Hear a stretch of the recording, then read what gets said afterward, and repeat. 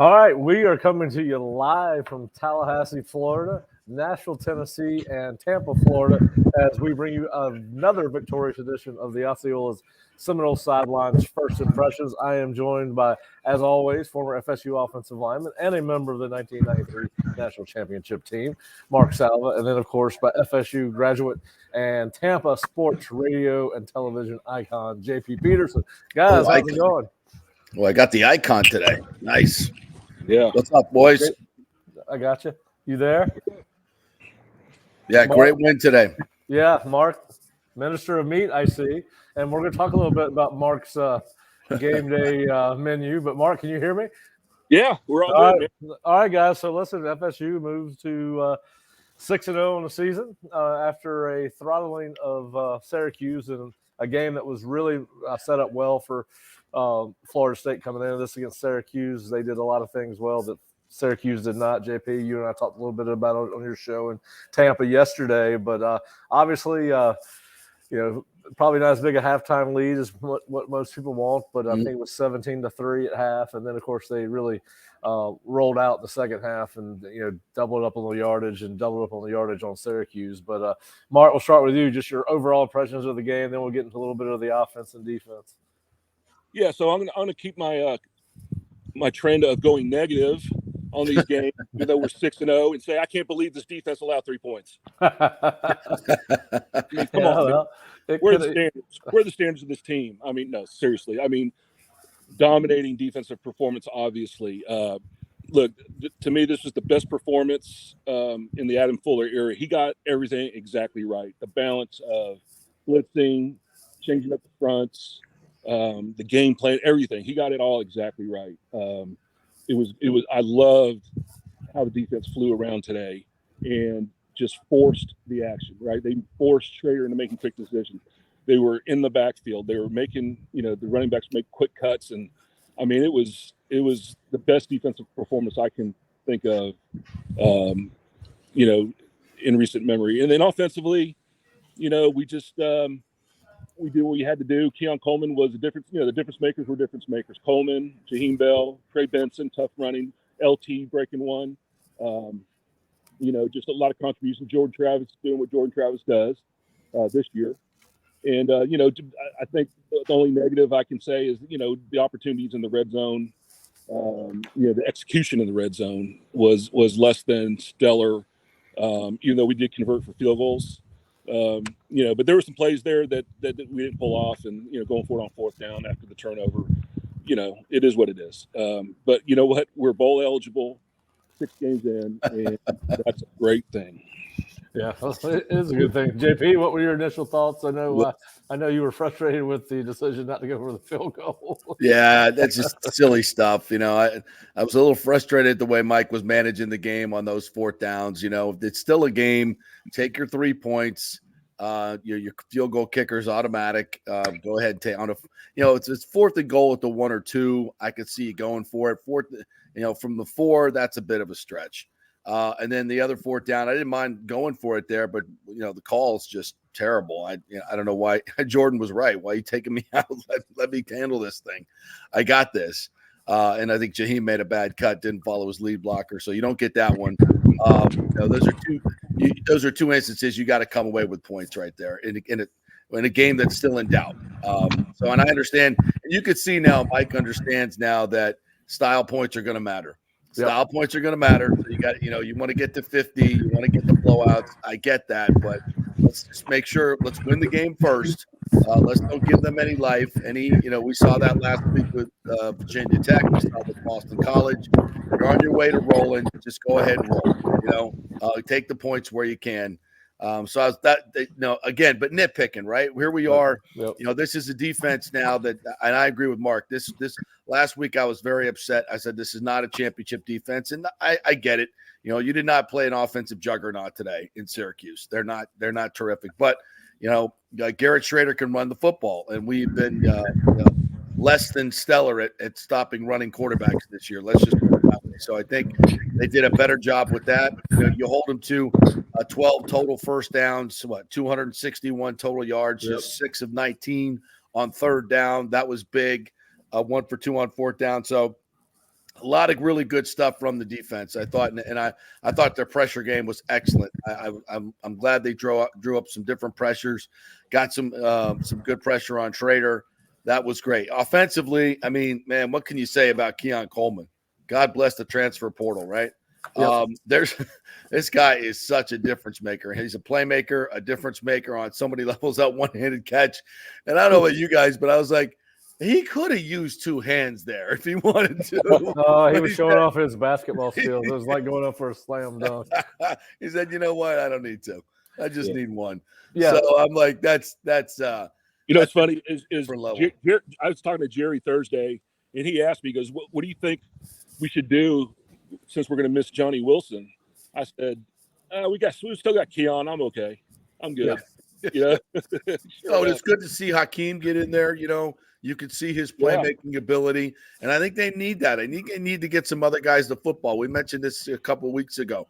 Start mixing in some other game breakers because there's talent on this team, as you guys know. There's talent everywhere. So we saw a couple different guys get the ball this time. Teofili, of course, is always the threat to take it to the house. He did that. Hakeem and then Coleman just everywhere. Darion Williamson made some. We saw Darion. Yep. Yeah, he's smooth. That brother's smooth. Yeah, I like him a lot. And even Dustin Hill, caught some key passes there on, keep the drive alive. We were backed up.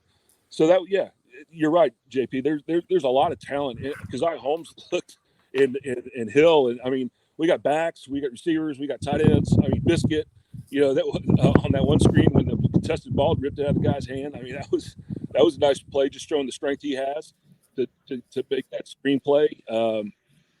I mean, and look, it was they run a defense that presents a lot of different problems, and we seem to handle it pretty well. I mean, Jordan got hit that one time, but that was just Rob Scott getting beat one-on-one on a 3-man rush. But other than that, I don't think there was a whole lot of pressure that that really bothered Jordan. No. Look, we did what we're supposed to do against this team, and that was a convincing win. Because in terms of Mike going for it on fourth down there, he's probably thinking that they're not going to score on us unless something crazy happens. And so what really is it a big risk? Was the game really at stake? Nah, you're probably right. Probably his mind, probably not. Now, listen, even at 17-3, I thought Florida State had control of the game from the get-go. I mean, listen, they scored in the second quarter on the long pass to Keon. But really, I thought the story of the day was the defense. We talked in our keys to victory where the staff takes a look at two keys. Every single one of us had contained Garrett Schrader, and that's exactly what they did. 9 of 21 for 99 yards passing, 7 rushes, and obviously this includes sacks for minus 10 yards. So you did exactly what you were supposed to do there. And then, of course, listen, we've got to give this secondary some credit. I mean, they never had any vertical threats in the passing game. Everything that they did was a lot of it was scramble plays where they're coming back for the ball. That's where they made the majority of their yards in the passing game. Guys, I think we saw about 10 batted passes between the defensive backs, defensive line, linebackers. Is there anything that you guys are seeing that they're doing different in the secondary? Obviously we can sit here and say that, you should have stopped Syracuse's passing game because they don't throw the ball very well. But it's the second week in a row that they should have shut down a passing game of an opponent, and they've done it. And it's something that we have not seen. So you got to give credit to the defense for that, I think. Well, I think the quarterback was under duress a lot more this game. Mm-hmm. And I think that was the key as far as that goes. I mean, they don't have playmakers on the outside, but he never got a chance to really look. And I think that was the big key for me. And again, Fuller mixing up pressure early. We just didn't line up with a 5 box and play 2 deep covers the whole time. Jaheim Brown was on the second level right at the snap of the ball, just about every snap. And, blitz probably half the time. And to me, that's a good change up for us, and that goes to show that we didn't think they had much of a threat to the outside. And that was, that's what you do when that's the case. So, the pressure, the 5-man pressures, the length that we have. I mean, Pat Payton probably batted down how many balls? At least 2 that I can think of, and maybe more. So great job by those guys. Yeah, they had 9 total according to the stats, which we'll see what we get from PFF in the morning. But yes, Patrick Payton had 2, Shaheem Brown had 1, DJ Lundy 1, Fintrell Cypress 2, Patrick Payton, Renardo Green 1, AZ 1. Edwin Joseph 1, and he got in some late playing time. So, and I think there was more than I know. A couple of defensive linemen had deflections. And listen, I think Shaheem Brown had his best game. He's getting credited with 13 tackles right now with a sack and a half, a TFL, and a pass breakup. DJ Lundy continues to be impressive, guys, particularly against the run. He had 6 total tackles, 3 solo, and then Kalen DeLoach, obviously, he had 8. Half a sack and half a TFL. But certainly this defense seems to be finding itself as you get ready to play probably one is particularly if Riley Leonard's available next week. We'll find a little bit more about that tonight when they take on NC State. I'm sure that they'll have an update on his progress during that game. I don't think he's expected to play, but certainly, guys, we saw a ton of young guys play in this game, as you would expect on both sides of the ball. But we talk about the development of both sides of the ball as the season goes on. Is there anything in particular you guys have seen on defense, or whether it's a personnel thing or a scheme thing that you guys think has, seen the second half of the season? They come out of the open week and they've played really well on defense the last 2 weeks. Again, as you said, JP, 261 total yards. Yeah. And really, listen, there was really no threat in the run game from Syracuse either, 36 for 124. I mean, it was a dominant performance. 3.4 per rush, I think. That's one of the better games I think the Noles have had this year. That was impressive. And Peyton, you mentioned him. He's becoming more active in playmaker. I'd still like to, I know Jared got the fumble recovery, but I'd still like to see more from him. On certain passing downs, you look at number 5 and, it doesn't look like a top 5 effort, NFL draft effort at times for me. And maybe he's getting bored. Maybe he's trying to protect himself. I don't know, but I'd like to get a little bit more out of him, more splash plays. I think it's interesting in a week where Winston Wright leaves that 10 players caught passes today. 10 players caught passes, 7 guys got touches in the run game. So I think, I don't think that's by accident. I don't think that's by accident. So some of these kids down the depth chart need to get some playing time. They need to get rewarded. They need to see their names in the stat sheet. And just because, this is a problem we haven't had in a long time, right? Yep. Talented players around. So, but we're 2 things we have to worry about now that we haven't, first of all, let's stop talking about bowl eligible. All right. We don't need to use those 2 words anymore. All right. Let's get rid of that jargon. We don't have to talk about that anymore. And, when we got to worry about keeping guys happy and feeding them. So these are good problems to have. I'm much more, I think, upbeat after watching them do what they did today. And I know it was kind of boring at times, right? It was clinical. It was clinical. And you never really felt like last week it was 22-0. You wanted them to just blow them out. And, things got a little dicey, right? That's what I was going to say. That's the difference between this week and last week is we had control the whole time. And that was the thing that frustrated me last week against Virginia Tech was that we lost control of the game. Right. This week we kept it. And I'm going to have to disagree with you on Jared Verse, JP. I think he's playing hard. Remember, we've been going against some running quarterbacks. Yeah. And, what I see a guy, he's trying to do a disciplined rush. And, most of the teams we've played have been, throwing quick game. They're not holding on to the ball very long. I think when we start seeing some of these more, I'm trying to think who they would be. A guy like Graham Mertz or even Tyler Van Dyke that are not necessarily running quarterbacks. Yeah, that's a Jared Verse game, right? Riley Leonard, maybe not so much. And I think we saw a little bit more of it last week, right? I mean, Virginia Tech did a little bit more pocket passing than Syracuse did.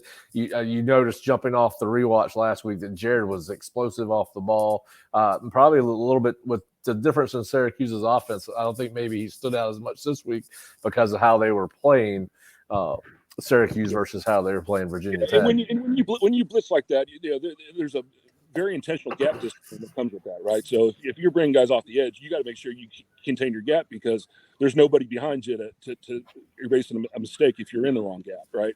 Yep. So that's another thing. And so, look, like I said, I think Adam Fuller got it exactly right. He had the perfect mix, perfect plan, and for this team. And, I'd like to see more of that. The thing to me that separates our defense this game than maybe in some past games when we play teams of this caliber is, like I said in the beginning, we dictated the pace of the game to the defense, right? We didn't just sit back and react. We were the aggressors on defense. And that's Florida State defense. That's our DNA, from our championship years. We dictate the pressure on defense. We're going to block every punt. We're going to pressure every quarterback. We're going to load the box for the run. I mean, we're going to dictate. That's what we did this game. And I'd like to see more of that moving forward because we got the athletes to be able to do that. It definitely, in the back end's getting better. And you know what? It's that mentality of see ball, go get ball. And that's Florida State, and so I'd like to see more of that moving forward for sure. Well, listen, one of the things that all three of us have talked about, whether it's been on your show, JP, or you and I have talked about it on First Impressions and Seminole Sidelines, Mark, I remember Coach Bowden used to say it's hard to get up for every game, and sometimes you got to rely on the fact that you're the better team or your fundamentals or your technique. And we're not down the field. It's hard to get. You're in a protected room. You don't get much sound. It's hard to get a feel for the environment in the press box. Yeah. But certainly, it seems with a 12 o'clock kickoff, certainly Florida State's coaches and players knew they were much better than the Syracuse team they were facing, and we did see a more methodical effort, and it was more business-like. And I think that's key to the development of this team, particularly with some of the teams they're going to play as they wind down this season. But is that something you hang your hat on if you're Mike Norvell and his staff? Yeah, I mean, especially we're going to be favored just about every. I think moving forward, we'll probably be favored in every game. Yeah. There'll be degrees to how much better we are than any team. Unlike with you, JP, is this a championship defense? I think that's the biggest question about how far this team goes. Is the defense, and can the offense be consistent? And can Jordan, get that sharpness he had at the end of last year? Yeah, he's still not exactly sharp. He's still off a little bit here, a little bit there. I think of that out to Morlock. That was like on third down. Yeah, it was just a little high, little outside. Even the throw to Keon that he caught, that was a high ball. It was still not to Jaheim Bell. He was breaking open and he overthrew him. He hit him the second time, hit it perfect. But that inconsistency, I think, is still kind of there, and tightening that up, and I'm starting to think, why is that? And we have so much big play potential, and I think early in the game, the feel I got was that Jordan was looking deep first, shallow second, because they're blitzing and they're playing man, but they're playing an off man. Their underneath stuff was there, and then when we really hold the game in the third quarter, one thing I noticed is that we hit some slants, we hit a couple, we hit some of those short throws to Coleman, hit some of, I think, to Williamson a couple times, and we started taking some of the underneath stuff in the third quarter. Yep. That and that that's more of the kind of thing. And then the other thing we did too, there was that one drive where Jordan ended up scoring after Trey ran it like 5 times in a row. We ran the ball 5 times in a row, right? Yeah. And 5 yards on first down with everybody pushing, that's a good thing. Let's do it again, and we did. And to me, it seems like when we get in these patterns where we're trying to hit the big chunk play. Yeah. And get behind the chains, and okay, it's like we want to throw the dagger in so early, instead of just let the game come to us. Those things will happen. Those plays will happen if we just keep getting a profit, as cliche as that is. Take the profit right now, and those plays will be there. And that seemed to be like what we hit at the end of last year. We were in that pattern. It seems like now we're just trying to deep, and then to me that's the offer. That's kind of the feel I get. Yeah, I thought maybe they do what they did was because that's where Syracuse defense struggles, right? Is against the pass. Their numbers are not very good, and they're much better against the run. And Florida State did have success, 34 for 191 on the ground. And listen, it looks like we're seeing. Mark, you and I talked about it a lot during the early part of the season, particularly after the Boston College game. Now, Apparently there was the flu going through that team or something. A lot of kids were sick that game, but Trey just did not look to be running like the Trey we got used to at the end of last season. And for whatever reason, Trey Benson seems to be running like the Trey Benson the last two games that we've become accustomed to. And now this is a totally different defense than Virginia Tech, because Syracuse is one of the best defenses in the nation. Against Clemson, they made 13 tackles for a loss in that game alone. They're one of the better defenses in that regard. And they had they averaged 5.6 per run, and that includes sack yardage. In this game, Toafili 7 for 93 with a touchdown long of 50. That was a great run by, and I know JP's a fan of Lawrence because he's right down there from home. And Trey Largo guy for 74, 5.3. You saw CJ Campbell break one early. He played early, actually played earlier than I thought he would. Obviously played before Keziah, and we didn't see Rodney Hill today. But anyway, you got Deuce Spann involved in the run game and out of the goal line. Jaheim had a carry, no yards. But anyway, listen, it looks like Trey's back to being who we thought Trey was. And well, apparently it's because he talked to Dalvin Cook on the phone or something. That's TV, Dalvin said, "You better start running harder. You're not going to get paid." Exactly, 100%. And Mark, I think you had a great point on Travis. And sometimes I wonder how much of the Heisman hype affects that too. He probably looks at his numbers and looks at Penix's numbers and some of the other guys, and it's like the yards aren't there. Some of the other big numbers aren't there, but it's that can't matter. That just can't matter. You got to take what you're given. And it seems like he's holding the ball a little bit, trying to force that deep shot, and then, trying to make a play when, if they're going to give you those 6, 7, 8 yarders in the air, and then who knows what happens after that, you take them and you keep taking them and taking them. And the other stuff will come. I could not agree with you more. And maybe he is trying to force it a little bit, but I would agree with you. If there's one thing that I think offensively that we're, and I've said, I think our best football is still ahead of us. Travis has not gotten into that rhythm yet where that we saw him at the end of last year when he was so freaking good throwing the football. He was hitting his back foot and letting it go. He was very, very decisive. He was reading things well. I just don't get, I'm not saying he's been bad. He's not at that level that he was last year. Just a little bit. Yeah. Right. A little bit. And I think it's as simple as he's looking deep first, coming underneath second. By the time he comes underneath, it's already closed. Yeah. As opposed to going the other way. Yeah. And I think that's as simple as that, honestly. Well, and listen, I know it's easy to say that, he's thinking about the Heisman and all. It's easy for us to critique that, say you really shouldn't worry about it, because we know that that's partly a team award, right? It goes to the best offensive player generally on one of the best football teams in the nation. So, that tends to take care of itself. And listen, I think that, he's going to have huge games against Miami and Florida in the ACC championship game to get back in that conversation. I think he's on the outside looking into that thing. And I think from now on, it's going to be team success. And listen, they need, for him to win the Heisman at this point, they need Miami to stay ranked. They need Duke to stay ranked. They need Florida to be ranked when they go to Florida. And then obviously it looks like you're going to be playing a ranked North Carolina or Louisville team in the ACC championship as things stand today, if you can make it. But those are the top 3 teams in the ACC right now. So I think, I think we'd all agree if he plays within the offense and they win ball games and they play enough ranked opponents, that's his path to the Heisman. So listen, I do want to ask you this because I got a couple texts during the game. I saw JP's tweet talking about play calling, particularly the 1st and 4 down to 4, and they leave with no points.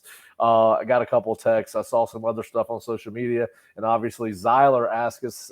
His comments were, particularly the offense, they're still inconsistent. We sputter on offense.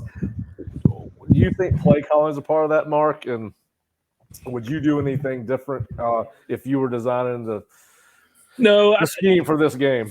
I don't think it's necessarily play calling, because I think that every play has different options.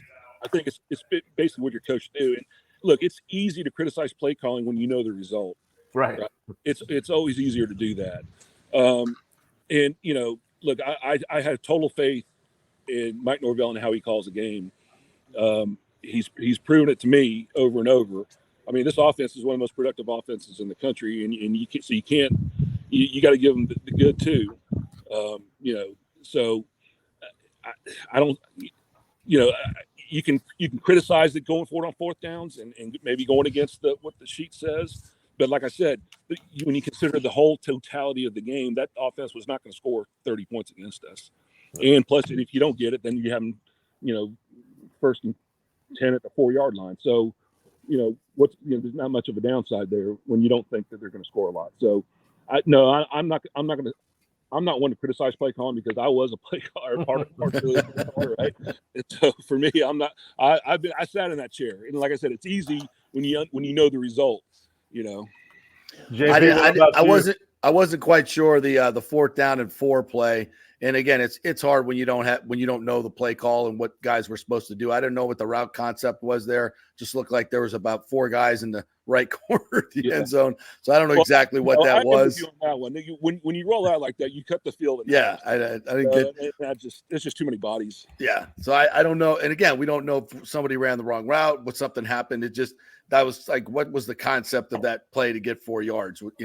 I didn't. And when you're down there, as you know, Mark, you got those 3 or 4 plays on your sheet that are a little bit different than everything else that you've maybe set up beforehand. I want to see something, a little bit more special. And it looked like I don't know what it was. So that was weird. And I didn't necessarily like taking Travis out in that situation.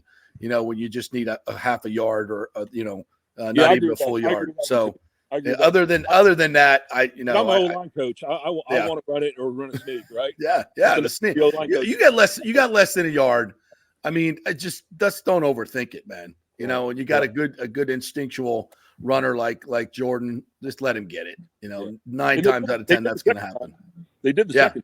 Yeah, exactly. And you must be like me too, Mark. I hate going in a shotgun. When you need a yard, it's like, why are you throwing it 5 yards back? You know who hates it more than anybody? The center. Julie Salva. Julie Salva sits here and goes, we just went from 3rd and 1 to 3rd and 8. Right. It's like, I just don't get that. There's too many, well, whatever. So, but again, this is, if we're going to come on this show and nitpick 41-3 losses, we're in good shape. We're in good shape. We're doing something right. So let's talk. All right. So what, Mark? I'll ask you, we'll move on to some other stuff. But just what was your biggest takeaway from this game coming out of this game today? It was the most complete game on defense to me, and that is really encouraging. And that we have a heck of a lot of skill on both sides of the ball, but especially on offense. And losing a guy like Johnny Wilson and still have a guy come up with over 200 and something yards of total offense is incredible. And the backs that we have, the receivers that we have, Hakeem Williams, what a cut, right? Yeah. On that screen. I mean, that was, that's a good looking dude too, man. And our young guys, I like the way our young guys came out and played. Julian Armella going out on that screen on that pass. Some of our young secondary guys, we're long. I haven't been around these guys that much. Well, they got some size in that secondary. Some of those young guys. Ashlyn Barker, Quindarius Jones, and Real Riles, all guys that got in today. Edwin Joseph. Those guys are long, I think we would have seen a little bit more Conrad Hussey if it wasn't for that penalty in the first half. He looked really good, but I think he got I want to see more of him. I do too. JP, what was your big takeaway from the day? Just better run defense, better defense on the running quarterback, and got more guys involved, because I think you need a more varied offense as you go down. Because now it comes down, as you coaches know, there's more on the tape now. There's more. It's just not let's go 14-4. Okay, we got that. Now it's like, there's a lot of other numbers that you got to put on the board now that you got to worry about. So that makes your primary guys even more dangerous, right? They can't concentrate as much on that because there's a lot more to defend now. Yep. So I think we're getting more varied on offense, and the defense is getting better. And I like that aggressive tone they took today. Just get after them. We got too much speed on defense to not use that speed to get after guys and put pressure on them. If you give up a big player here or there, that's fine. But you're starting to force the action and using your speed to your advantage. You're just not sitting back and reacting. So I love that. Yeah, and to your point, 7 receivers had multiple targets. Keon led with 11. You had 2 guys with 6, a couple of guys with 4, a couple of guys with 2. So that was good to see. Listen, and I agree with everything y'all said. I think, listen, we heard Adam Fuller talk about this defense, he thought coming into this season, this could be one of the top defenses in the ACC, if not the country. And obviously, we've seen that the last 2 weeks in the ACC. And really, they played pretty good against Clemson, better against the run than the pass. But so it's good to see that. And I think I go back to that point you made, Mark, early in the season. We were talking about, BC, and they didn't seem to play with much fire from where we were sitting. And they didn't, they seemed to let that get in the way and not go and take care of business. But this was a very business-like approach, and they dominated the team they should dominate. So that's always good to see. All right, guys. So we got a big game coming up next week. We're going to obviously get into that as the week continues forward. We'll see about Riley Leonard. They play tonight against NC State. He's not expected to play. Obviously, that will have a huge impact on that game next week if he's available or not available. But we will get a chance to look at their young quarterback tonight. But listen, guys, it was a very special weekend in Tallahassee, and I think we all have an affinity for the team that they celebrated today, which was a 1993 national championship team. We were all a part of that in some form or fashion. Mark, you were actually a graduate assistant on that staff. It was great to see. I saw guys I had not seen, some of these guys in 30 years. Got a chance to spend some time with them last night in the Moore Center at the reception. I did not get to see many guys today. I got to see a bunch of the old coaches today. But just your memories of that 93 team, what do you think about when you hear 1993 national championship, and what are some of your favorite memories from that year? You know what you don't remember 35 years later, you don't remember a lot of specifics. You remember how you felt, and when you posted that picture of your dad and John Eason and Mickey and Brad and Mark and that, I just thought back to all those meetings, those hundreds of hours of meetings that we had together, and how much fun it was to have at our disposal Charlie Ward and all that talent, and to be able to draw out some of the things that we drew up and do the things that we did. It was just how much fun that was, and it just stood in awe at, just how good we were, and I remember one time Billy Sexton sitting, on a pregame before one of the games that year, and we were sitting there. He goes, "How does it feel walking down on the field before the game starts, knowing you're going to win the game?" Yeah, I'm like, it's pretty damn good feeling. That team dominated a lot of people. Really I remember. Obviously, the games were fantastic, but I'm just sitting here thinking. I remember being in the Moore Center, in the big lobby there. We would come in on Tuesdays and Wednesdays. The media would come in, and we just sit there while all the guys came through for lunch, and they just, and you grab Charlie, and you grab Warwick, and you grab Derek, and you grab Eric Alexander, you grab all these guys, and I'm in Floyd, and I'm like, man, holy crap, what a load of talent. So many good guys that many went on to the NFL and had tremendous careers, but great guys, nice guys that would just sit down and chat with you, and and it just, they were like your friends. They'd come and sit down, and the coaches too, from John Easton to Mark Richt, and we used to play basketball in the Moore Center during lunches sometimes, and the assistant coaches would come down and play. It was such a great family atmosphere, and of course you get the, I get to go upstairs and talk to Coach Bowden one-on-one probably twice a week. He'd sit down with us, being a local station. So I just cherish those memories of the relationships that, 30 years later we still have. I just saw Derek at the hockey game the other night, we're chatting it up in Emily Arena 30 years later at a hockey game, for God's sakes, right? And just so many great relationships from that time. And just, some of the moments that I'll remember. I'll never forget the premature Gatorade bath. Yes. On Bobby. Oh my God. I remember just being on the sideline, and and I remember I was, from the vantage point, I was at the old Orange Bowl.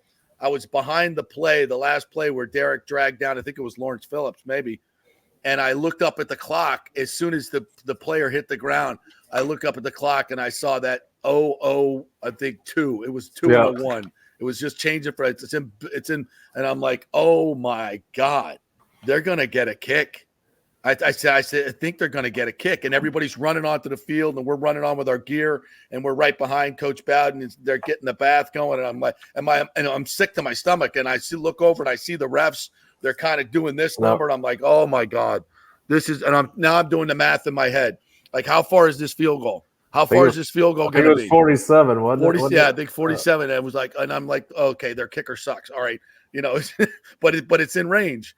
I mean, that would have, because if I'm not mistaken, we called the timeout or prematurely for Bentley's field goal. We should have called it with, like, you know, we left too much time on the clock. That was not a crystal ball, but it was a coaching blunder. We should have kicked that winning kick with no time left on the clock.